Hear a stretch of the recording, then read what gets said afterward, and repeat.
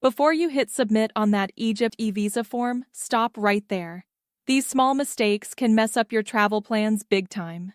First up, using a passport that's about to expire.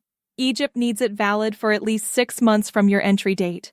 If it's not, your application might be rejected instantly.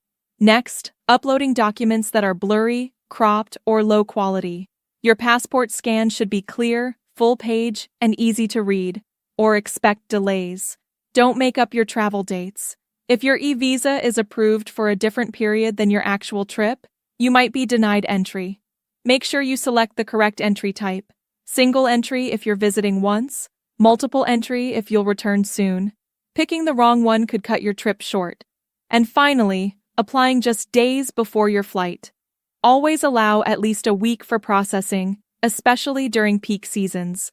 Now that you know what not to do, you're one step ahead. Want a simple, fast, and safe way to get your Egypt eVisa? Hit the link in bio and apply with ease today.